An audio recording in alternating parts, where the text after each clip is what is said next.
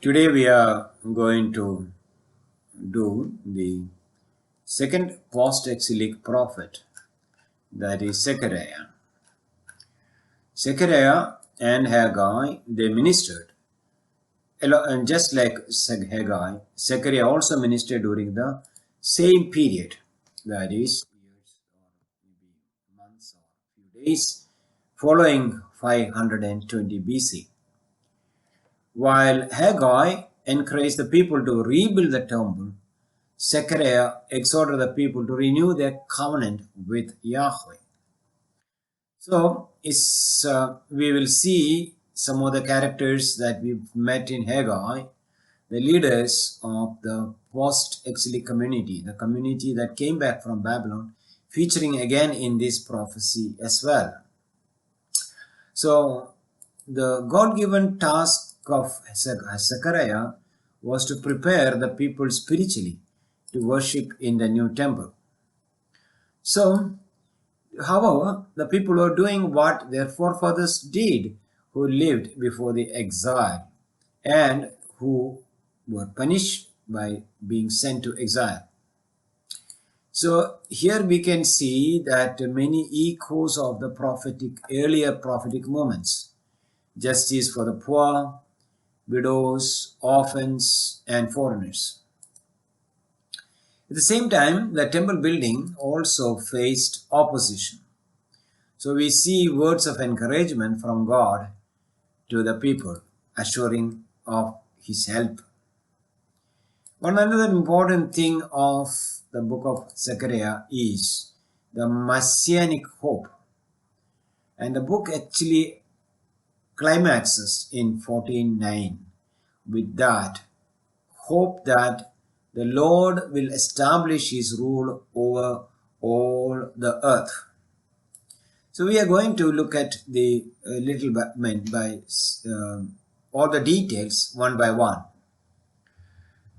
We start with verse 1, chapter 1, verse 1, which gives us the background of this prophecy. In the 8th month, in the 2nd year of Darius, the word of the Lord came to the prophet Zechariah, the son of Berechiah, son of Iddo, saying, and then the 2nd year of Darius, we saw this is the same year Haggai also had the prophecy. The 2nd year of Darius is 520 BC.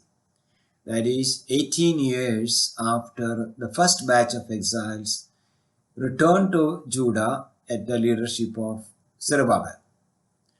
And then Zechariah is identified as the grandson of Iddo. And if you read Nehemiah 12:4, there's a list of people who returned from Babylon. And this Iddo is in that group. Nehemiah chapter 12:4. So Zechariah is the grandson of Iddo who returned from exile. So Zechariah also, by all probabilities, was one of the exiles who returned with his father and his grandfather. The book falls into two major parts, and they are two distinct, very distinct. So some commentators will treat them separately into separate volumes. The first part is the oracles and visions from chapter 1 verse 2 to 8:23. It's the oracles and visions that Zechariah received. The second part, chapter 9 1 to 14:21, is about the return of the king. Now we look at the first part, and we look at the first part today. Not all of it, but the major part of it, the major chunk of it, we will cover today. The first part, as I said, are the oracles and visions that Zechariah receives from the God. So, this part has some eight lengthy visions. We can call it a vision sequence. And there are 8 visions in this part from verse 7 onwards. But before the vision sequence begins, in chapter 1, verses 1 to 6, we see a call to return to God. And this call to return to God, which is found in chapter 1, verses 1 to 6, or you can say 2 to 6, it's a reminder of the sins of the generation that led to the exile. So the exhortation begins saying, "Do not be like your forefathers." Zechariah chapter 1, verse 4. I'm reading selections from here and there. You cannot read all the Bible verses. "Do not be like your fathers, to whom the former prophets cried out. Thus says the Lord of hosts, return from your evil ways and from your evil deeds. But they did not hear or pay attention to me, declares the Lord." Zechariah begins his prophetic ministry reminding the people that the exile is the punishment that the forefathers of these people brought upon themselves. So the call is to not to do what the forefathers did, but to live as a new people who will cling on to God and his covenant.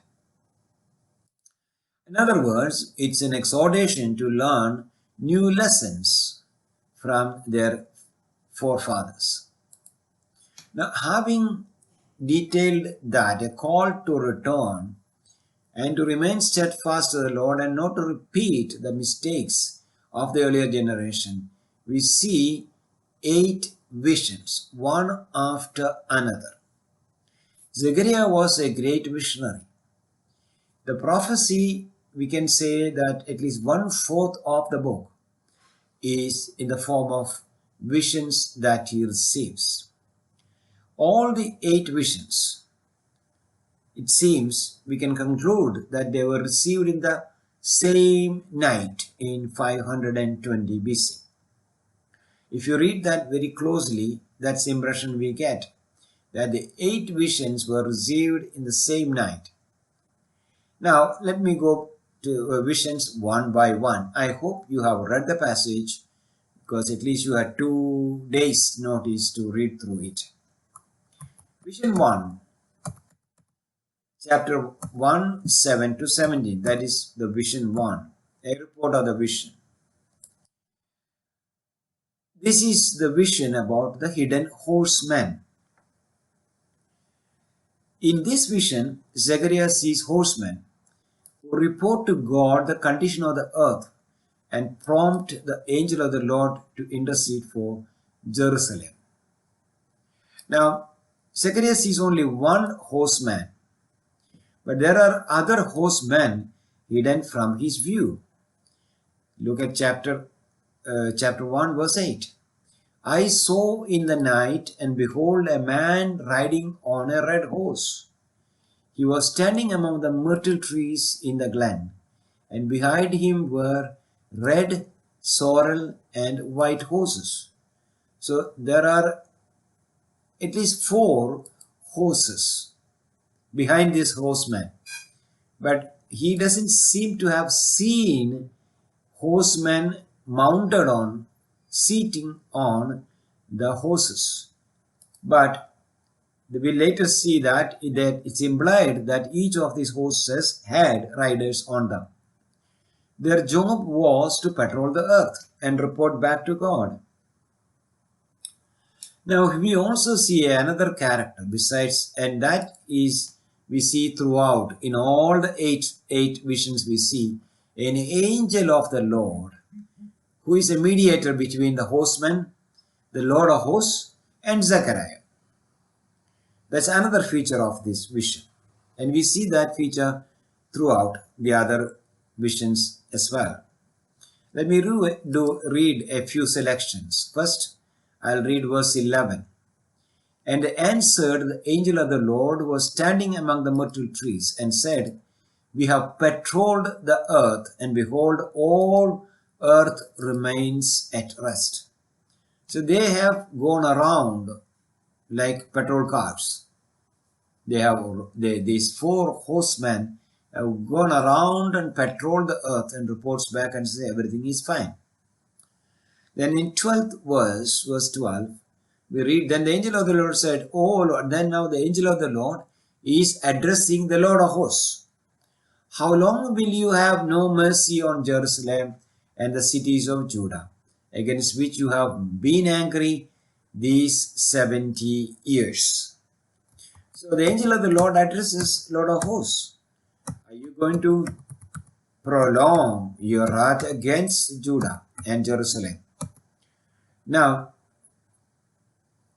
in verse 14, the angel of the Lord reports what he heard from the Lord of hosts, which is a word of assurance. He says, I am exceedingly jealous. Verse 14. So the angel of the Lord who talked with me said to me, cry aloud, cry out. Thus says the Lord of hosts, I am exceedingly jealous for Jerusalem and for Zion. Now, this prophecy, this vision and the prophecy assures that the Lord will punish the nations and comfort Jerusalem by rebuilding the temple in it. That is what the next verse says. And I am exceedingly angry with the nations that are at ease.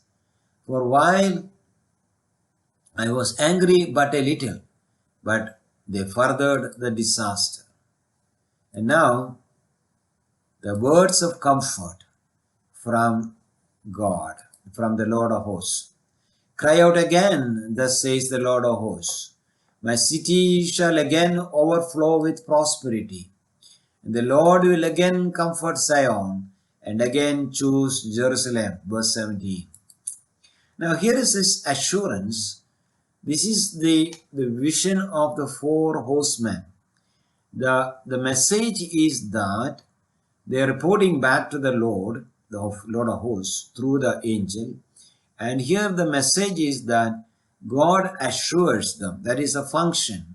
That is the punch of the first vision.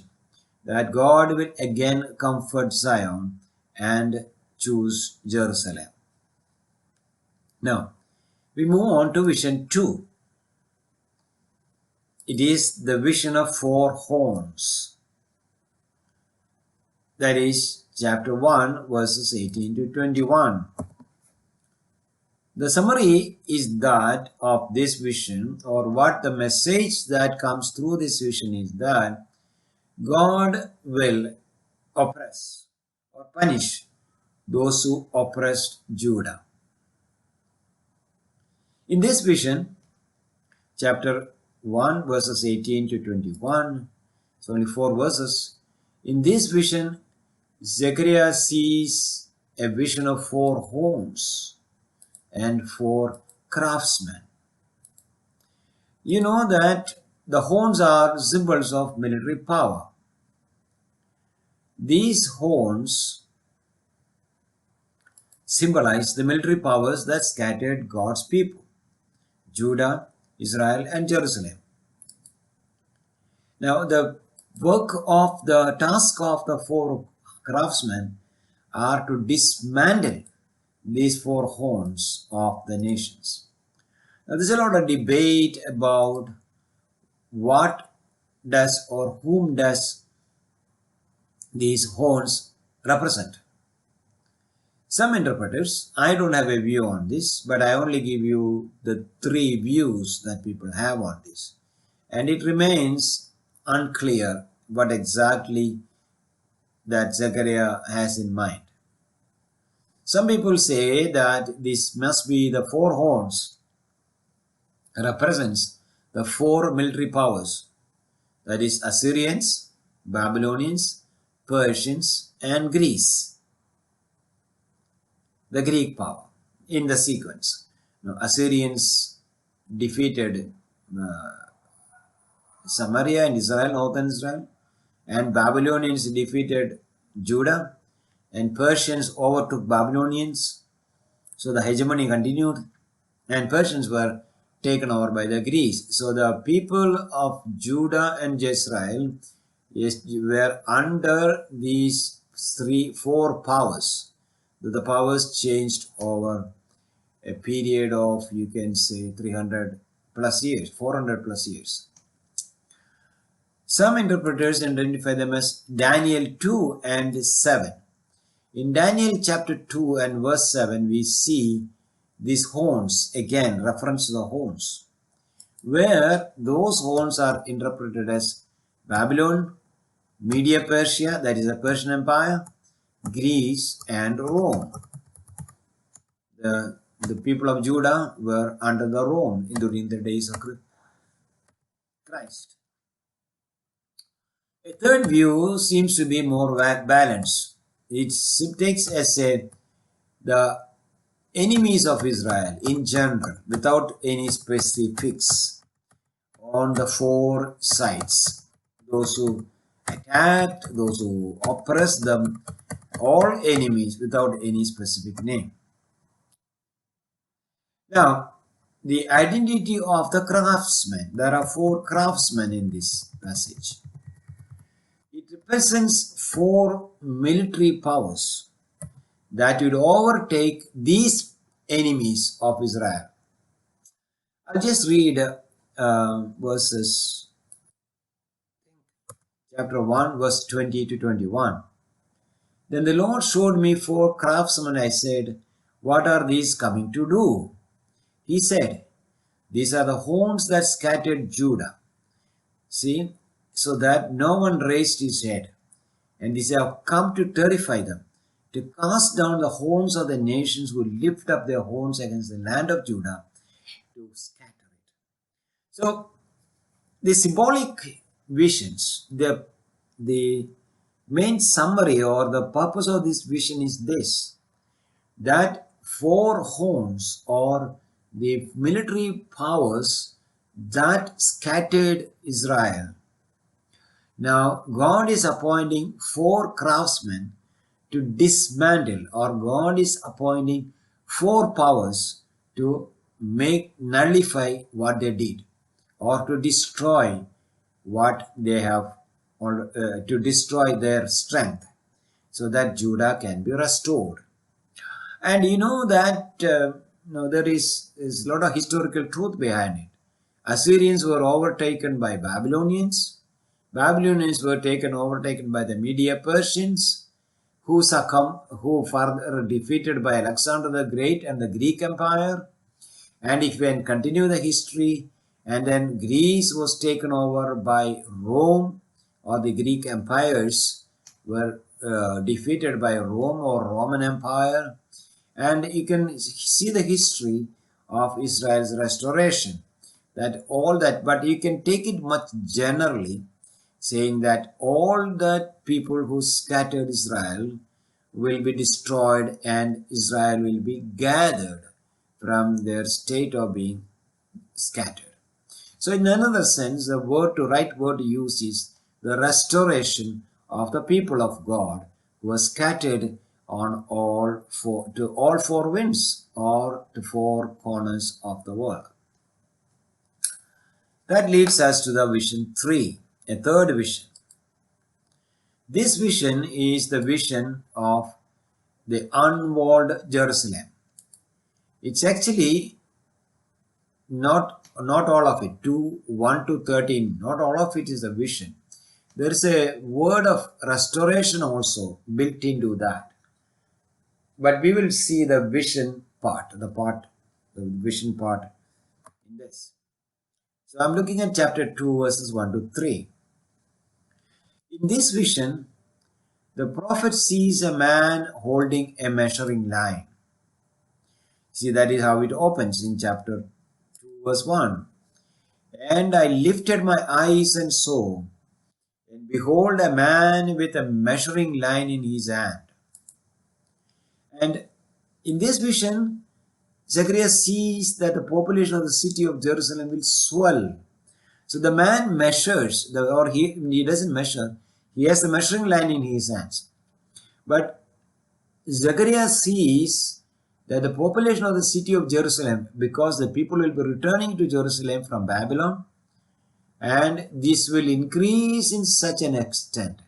You can see a similar prophecy in the book of Isaiah as well about the return of the exiles.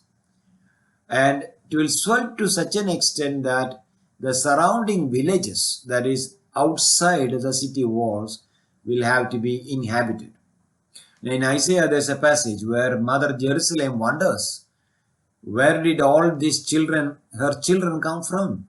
She didn't even give birth to all these children. So the people will return. This is an optimistic view of the return from exile, that the people will come back to Jerusalem and populate it in such a way they will have to, the population will overflow to the surrounding unwalled villages as well. Chapter 2 verse 4. And said to him, Run, say to that young man, Jerusalem shall be inhabited as villages without walls, because of the multitude of people and livestock in it. So there will be so much of livestock, cattle and sheep and all that. So they will have to move out the excess population, the surplus population. So that means, and so this is a call to the exiles to move back to their homeland from exile. Now, the return from exile happened in many ways. The first wave was definitely the return under the leadership of Zerubbabel. It continued, the return from exile continued. And it was never ended. I would say it is still going on. First wave started with a team that followed Zerubbabel. But the word of God through Zechariah says, encourages them to return. And verse 6 to 7, chapter 2, verse 6 to 7. Up, up, flee from the land of the north, declares the Lord, for I have spread you abroad as the four winds of heavens, declares the Lord. Up, escape to Zion, you who dwell with daughter of Babylon. So here, this is a call to people who are still living in Babylon, unwilling to return, to encourage them to come back from the daughter of Babylon, means the city of Babylon. So here you have this encouragement to return. And vision 4 is very different from other visions. This is found in chapter 3 verses 1 to 10. This has to do with, in the next two visions we'll see the Zechariah sees God empowering the leaders, that is Joshua and Zerubbabel. So the first part, that is vision 4, Zechariah sees Joshua the high priest allowed to represent the people before God and called to live faithfully, with the assurance that God is preserving his people for the messianic branch.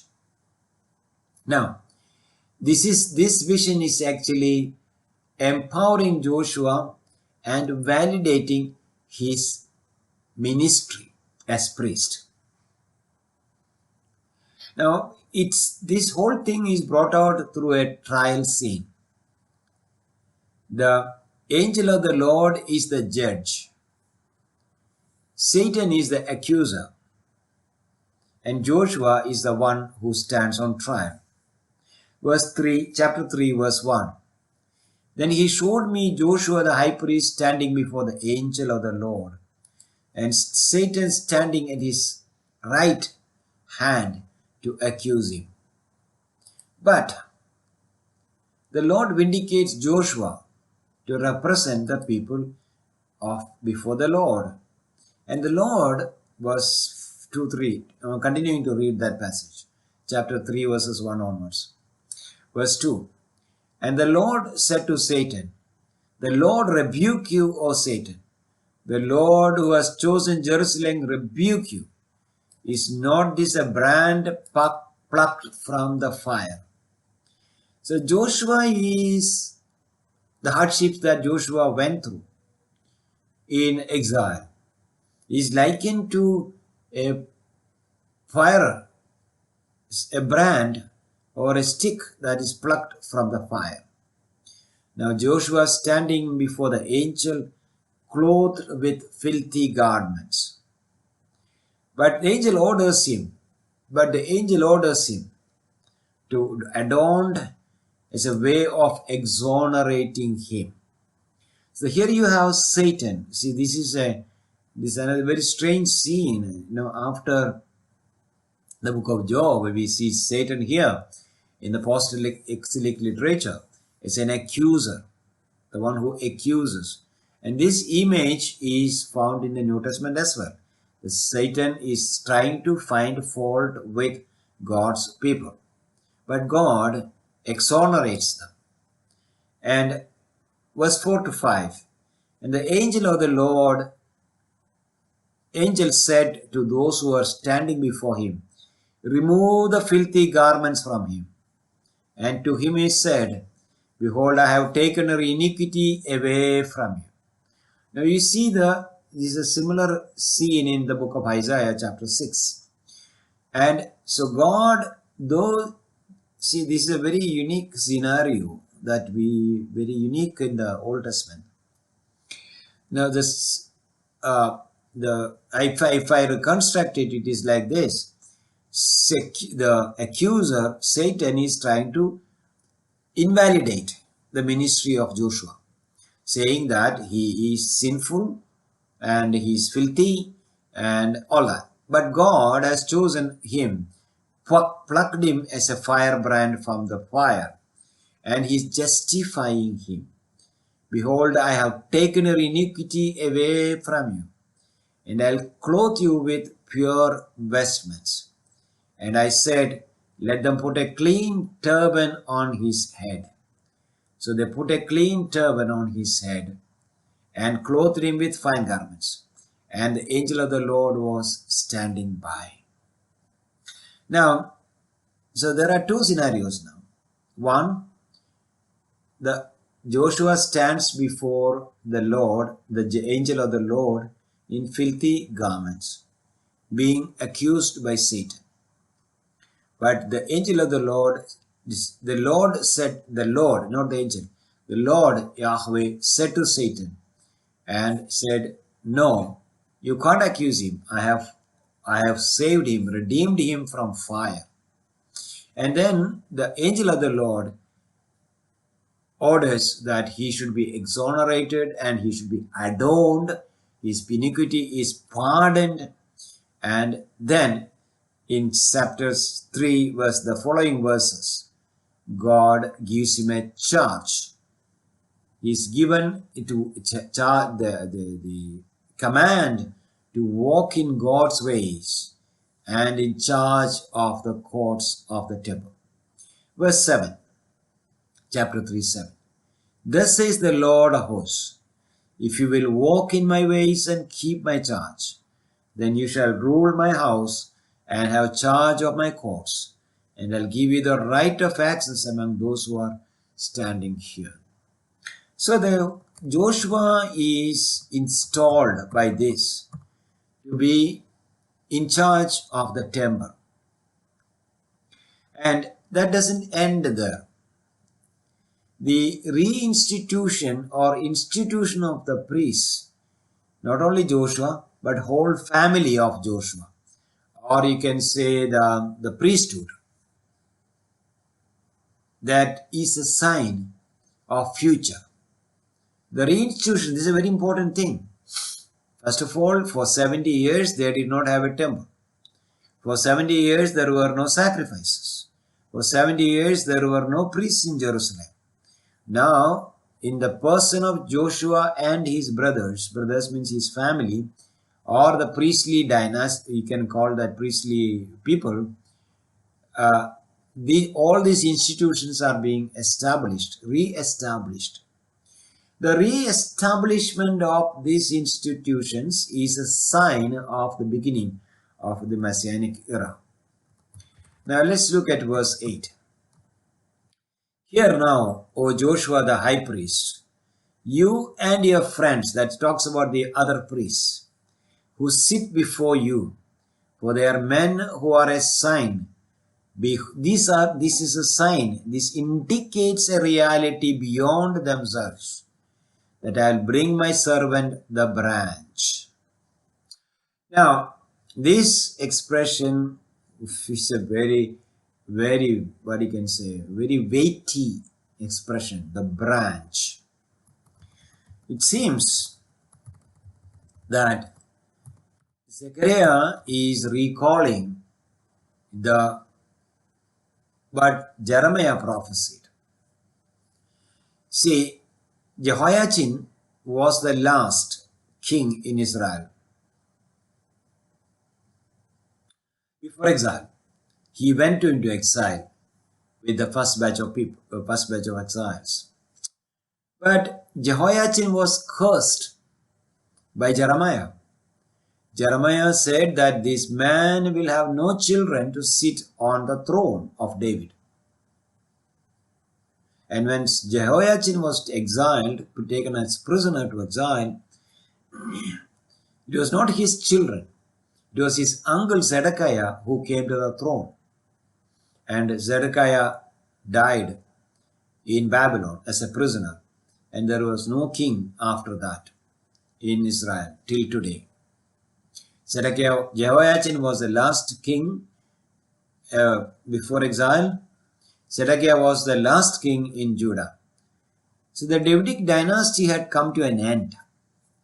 But in Jeremiah chapter 22:30, the curse of Jehoiachin. But in the next chapter in the book of Jeremiah, chapter 23, verses 1 following, Jeremiah also prophesied that there will be a new start. So let me read that. Behold, the days, I'm reading Jeremiah 23:5. Behold, the days are coming, declares the Lord, when I will raise up for David a righteous branch, and he shall reign as king and deal wisely, and shall execute justice and righteousness in the land. Now, this is the branch that Zechariah is talking about. Now, to summarize the theology, it is, the prophets did not see Messiah coming from the biological, political lineage of David. They believed that it will be over. But they believed that the root of Jesse, according to book of Isaiah, a new beginning will start from the root of Jesse. That is, the kingdom that God had promised to David will continue, his throne will continue, but the incumbent to that throne will not be a biological son of David. It will be somebody else. Now, so that is the messianic hope. But you will see during the intertestamental period, the messianic hopes of the people of intertestamental period was very mixed. It was diverse. There was no consensus until we come to the New Testament, where we see Jesus as the one who is entitled to be called the Son of David and the heir to his throne. So this is basically about the messianic. And that means the reinstitution of the priesthood in Jerusalem under the leadership of Joshua is the indication that the messianic reign will come. A new David, a new Davidic king, a claimant to his throne will come. Now, another important thing in this passage is the stone that probably is wearing on, or which adorns the vestment of the priest. Verse 9. For behold, on the stone that I have set before Joshua, on a single stone with 7 eyes, I'll engrave its inscription, declares the Lord of hosts, and I'll remove the iniquity of this land in a single day. It could be a stone with 7 facets. We don't know what exactly the eyes mean. But that's a promise that God will remove the iniquity. Now the Messiah, the branch, will remove the iniquity of the land. That is verse 3:9. And the prosperity and peace shall return to the land. Verse 3:10 concludes this vision. Verse 3, chapter 3, verse 10.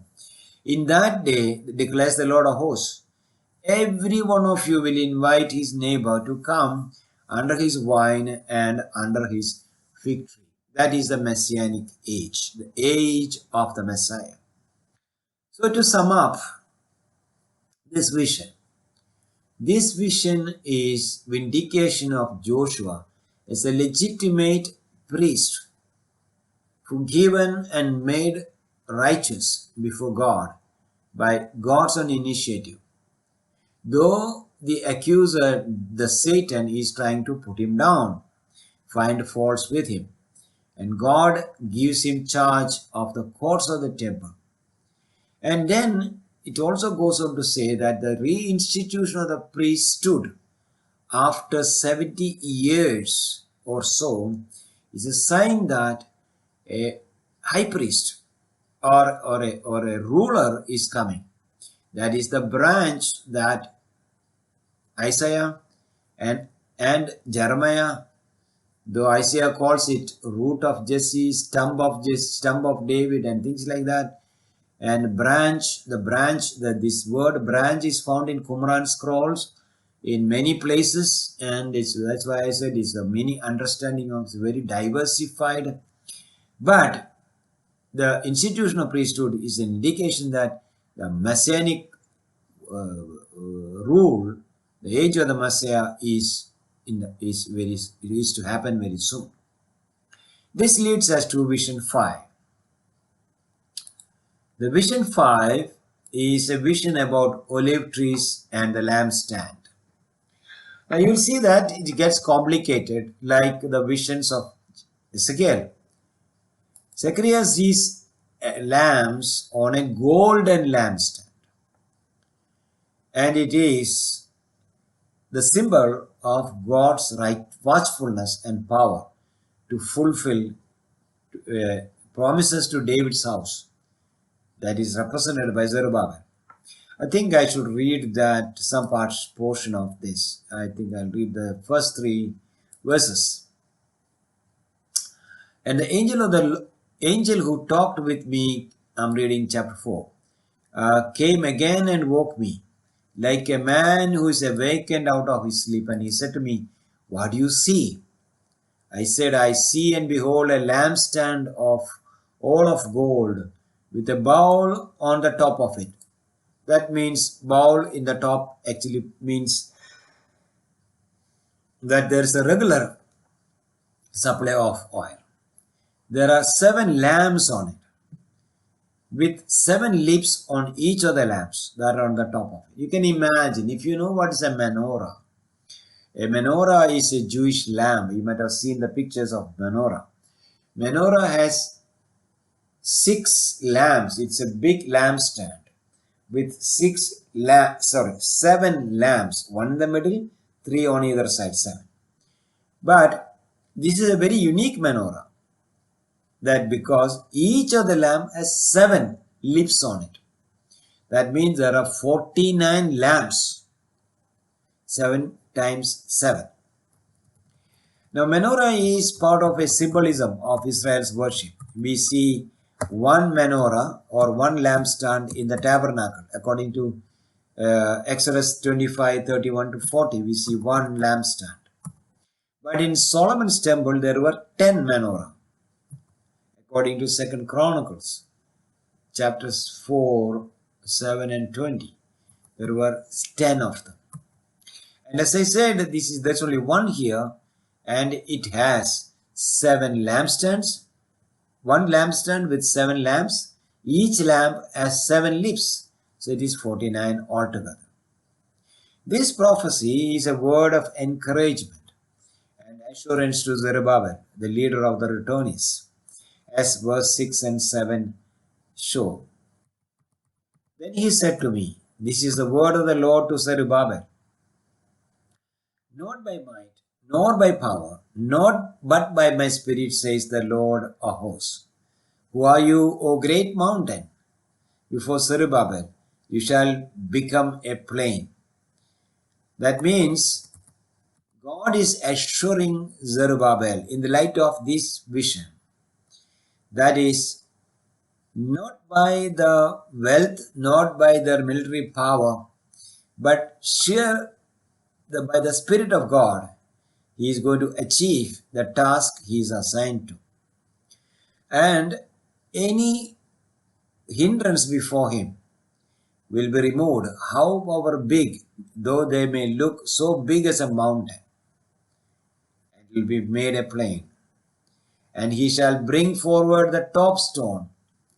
That is, the prophecy is that Zerubbabel will bring the top stone, that is the final stone on the wall, with shouts of grace, grace to it. That is, the temple will be built and will be finished with praises to God, acknowledging God's grace. Now, this verse many people know by heart. The significance is more than what I think it appears on the surface. Because the 7 branches of the menorah has to be interpreted as the watchful eyes of the Lord. Then God goes on to assure Zerubbabel that he should not despise himself and say that he is doing a small thing. Though it may look small, in the previous studies I mentioned Haggai and also the book of Ezra, where people thought that this project, temple project, is such a small thing in comparison to the magnificent work that Solomon built the first temple, and it was unfortunately destroyed. But God assures them that though you have done what you do is a small thing, and the eyes of the Lord will protect it, will keep it happen. For who has despised the day of small things and shall rejoice? For whoever has despised the small things shall rejoice and shall see the plumb line in the hands of Zerubbabel. These 7 are the eyes of the Lord, that is the 7 lampstands, the lamps on the lampstand, which range throughout the whole earth. Now, the 2 olive trees by the lampstand. The 2 olive trees near this lampstand. In verse 14 it says, by implication, these are the 2 leaders. The 2 leaders, Zerubbabel and Joshua, who stand in the presence of the Lord. Now here, this vision encourages, argues or establishes that the project that Zerubbabel has started is not so small in the eyes of the Lord. This task will be achieved by the Spirit of the Lord, and the Lord will watch over it. And the reason why it would happen is surely the grace of God. Now, vision 5 verses chapter 5 verses 1 to 4. It's rather amazing. Here there is a flying scroll, a gigantic scroll which is about 30 feet in length, 15 feet in width, is flying in the sky like a flying billboard. Sometimes we see aeroplanes flying a sort of a billboard like this flying in the. I haven't seen it in India, but I have seen it abroad with advertisement of businesses and companies. Chapter 5 verses 1 to 2. Again I lifted my eyes and saw, and behold, a flying scroll. And he said to me, what do you see? That's our usual conversation. I see a flying scroll. Its length is 20 cubits and its width 10 cubits, which in modern terms it would be 30 feet by 15 feet. And it looks like this scroll has written on the scroll the curses. Now we know Deuteronomy 27 and 28.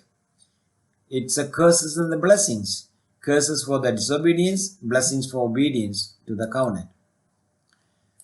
And it brings curses. If you read that passage, that section, that 4 verses, it brings curses upon those who steal, swear falsely, and who break the covenant. Let me read the 2 verses. That is Zechariah 5, 3 to 4, in order to support what I said. Then he said to me about the flying scroll, that this is the curse that goes out over the face of the whole land. For everyone who steals shall be cleaned out, according to what is on one side, and everyone who swears falsely shall be cleaned out according to what is written on the other side. So that the scroll or the billboard, flying billboard, has writing on both sides. I will send it out, declares the Lord of hosts, and it shall enter the house of the thief, and the house of him who swears falsely by my name. And it shall remain in his house and consume it, both timber and stones. Now, vision 7. Vision 7 is a flying ephah. Ephah is a measuring bowl, big bowl used for measuring grain. And this is to talk about the wickedness from the land will be removed. God will remove the wickedness in the land. And this is also quite a lot dramatic, like other visions as well. Chapter 5, verses 5 to 11. Now, this vision is about a basket, and a woman is shut inside the basket. You can read chapter 5, verses 5 to 8. And this is the basket that is going out. And verse 7 says, and behold, the leaden cover was lifted. There was a woman sitting in the basket. Very, very graphic, isn't it? And verse 8, and he said, this is wickedness. And he thrust her back into the basket. So Zechariah is allowed to look into the basket, the ephah, and he sees a woman sitting in the basket. And then the lid is put back in it after showing him this woman. And then 2 women, the next scene is 2 women, takes the basket like storks carrying the babies, but they carry the babies. No, it looked like that. The most familiar image would be that. And they take this basket, these 2 women take this basket and carry it to Babylon and dumps it there. Chapter 5, 9 to 11. Then I lifted my eyes and saw, and behold, 2 women coming forward. So after this basket, and the basket, the woman is sitting, the woman called wickedness is sitting there. The wind was in their wings. They had wings like wings of a stork, and they lifted up the basket between the earth and heaven.